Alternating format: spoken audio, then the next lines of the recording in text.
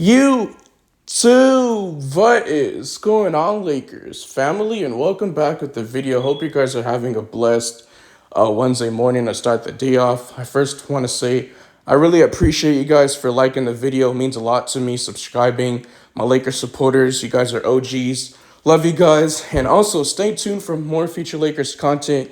I just want to update you guys on what's going on in the Lakers world, the media, and the NBA world and life stuff like that, right? So really appreciate you guys. But today we do got some, very exciting news involving the NBA. And reportedly, Atlanta Hawks center Clint Capela is likely to be on the trade market during the 2024 offseason. So he may find a new home this summer. I'm not really sure what's his next destination, but NBA insider Mark Stein, the reporter, basically said that Atlanta Hawks center is likely bound for the trade market in the offseason. Capela averaged near 11.5 points, 10.6 rebounds, and 1.5 blocks in 73 games for the Atlanta Hawks in the 2023-24 NBA season. He has been with the franchise since 2020-2021 NBA season after spending the previous 6 seasons of his career with the Houston Rockets. So he's a veteran in this league. He's 30 years of age. He has tons of, playoff experience. And Capela, he has 1 year left remaining on his contract with the Atlanta Hawks and is scheduled to hit unrestricted free agent in the 2025 NBA season. So that's next offseason, not this upcoming, offseason, right? So he'll have a cap hit of $22.2 million next season, which is pretty reasonable. If I'm not mistaken, I believe he's on an expiring contract. Don't quote me on this, but I'm pretty sure he's on an expiring contract, which could be, very valuable, solid piece for any, NBA team that's looking for a legitimate big man, which they can use his size and his, versatility, right? But he is likely expendable due to the presence of 23-year-old center, I believe he's a power forward center, Onyeka Okongwu, who averaged near 10.2 points, 6.8 rebounds, and 1.3 assists in 55 games with 8 starts in the 2023-24 NBA season. He's under a rookie contract, which is very flexible contract that the Atlanta Hawks can have through the 2027-28 NBA season. So they're maximizing his development, maybe more of a preference for Atlanta. And also, you got to keep in mind, the Atlanta Hawks, they also got the number 1 pick in the 2024 NBA draft. I just did not see him getting the number 1 pick. I feel like it's usually the worst teams in the NBA that are supposed to get the number 1 pick, but for some reason they got it.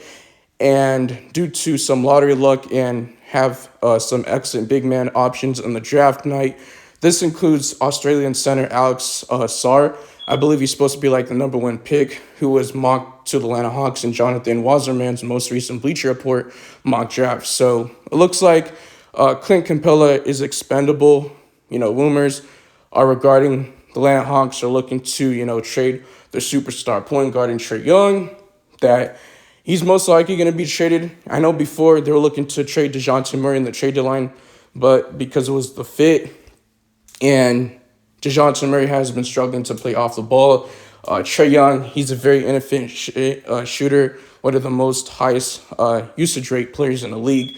So I feel like they needed the ball in their hands to be effective.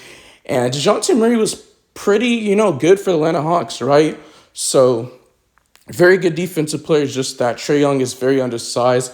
I believe he's like 6'1", 6'2", and DeJounte Murray is like 6'4", 6'5". So I think this is very interesting. Now, Clint Capela, he has nice size. He is 6'10". He weighs about 256 pounds. So I would say when you look at his contract, it's not pretty, expensive.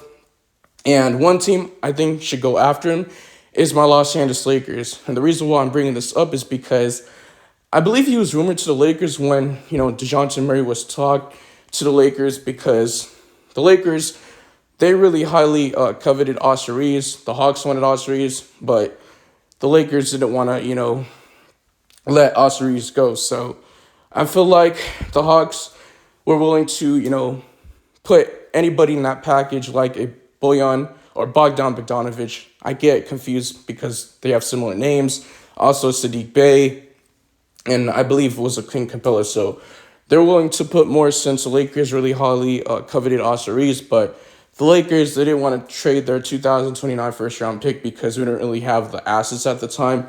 We were only able to trade, I believe, one pick, so we're going to have 3 first round picks in the summer. So we're going to have the assets definitely to trade for a all-star or superstar player, but there's been recent reports coming out that Donovan Mitchell, he's a target for the Lakers, but Dan Gilbert, the owner of the Cleveland Cavaliers, just doesn't want to help the Lakers and LeBron James, right? So, of course, nobody wants to help the Lakers to get closer to banner 18, but we're just the most hated team in the NBA. Now, I will say the Lakers are ranked 19th in total rebounds, which isn't great. And per game, it's at 51.2, and we're ranked 30th in offense rebounds. I know that for sure because we're just not a good offense rebounding team. That's been leading to second chance points. You've seen the Denver Nuggets, they out-rebounded us. They got Michael Porter Jr., who was out-rebounding our guys.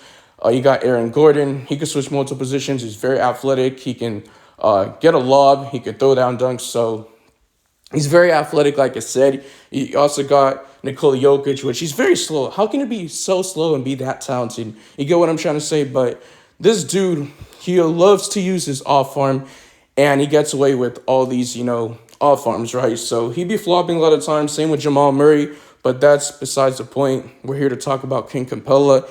And also, offensive rebounds per game is at 8.2, which isn't that great. And we're ranked 14th in defense rebounds per game at 33.2. So the Lakers, they definitely need some size next to Anthony Davis in the front court. AD has been, explaining so many times he doesn't like playing the 5. He would love to play the 4. They're playing him out of positions. Don't get me wrong. He's still one of the best in the NBA, even though he's playing the 5. But we haven't seen him play the 4 since, I believe, the bubble championship in 2019-20 NBA season in Miami. So we had a 2 big man lineup of, Anthony Davis, JaVale McGee, and Dwight Howard. So the Lakers went away from what is working.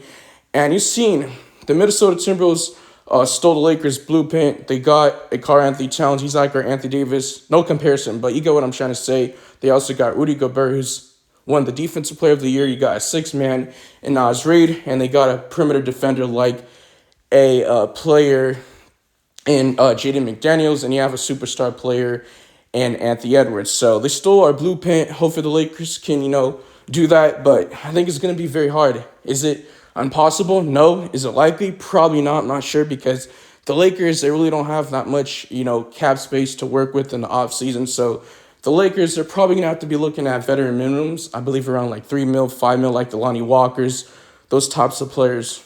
You get what I'm trying to say? But anyways, Anthony Davis, he's more of a finesse big. He doesn't really have the gravity to guard the Jokic's, even though he did very good on him. I feel like LeBron James and Anthony Davis outplayed Jokic and Jamal Murray. They're 2 stars. The biggest problem is that our role players just weren't stepping up. They weren't stepping up. The Denver Nuggets role players were stepping up. Michael Porter Jr., KCP, Christian Braun. And also you got your 2 stars, Jamal Murray and Jokic, right? But let's be honest. Jamal Murray didn't even play that great in the series, but he had 2 game-winning shots on my Los Angeles Lakers over Anthony Davis and 1 over Austin Reeves, which we should have put Taurean Prince on him, which I just still don't get. But let Anthony Davis be the roamer so he doesn't have to do all the dirty work. He doesn't really like doing the dirty work. We need someone that's legit big, someone that could do the dirty work. And I feel like Clint Capela can definitely do this on the Los Angeles Lakers team. But let me know in the comment section, what do you guys think of today's video? Now, I did look up on a trade machine. Not trade machine. I did look up on Fanspo where you can, make trades and all that type of stuff, right? And my trade idea was the Hawks receive Rui Hachimura, which I really don't want to let go, but he's probably going to be required in any trade package, right?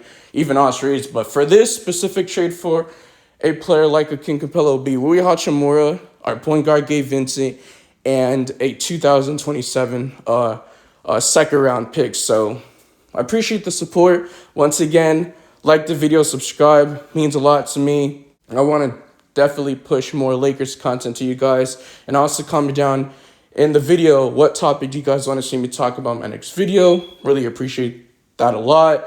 Man, oh man, rumors are just definitely heating up. There's going to be a lot of speculation. Players being linked to the Lakers because the Lakers are always going to chase after stars. DeJounte Murray has been linked to the Lakers, and they got to work something out. I believe D'Angelo Russell, he has a player option, but he can become a free agent this summer because he has till like June 29th, June 30th to see if he's going to decline his player option or opt in. But the best advice I would say is for him to opt in. That really helps. We can trade his bum ass and hopefully work out something like a sign and trade or something like that, right? But I'm out of here. Peace.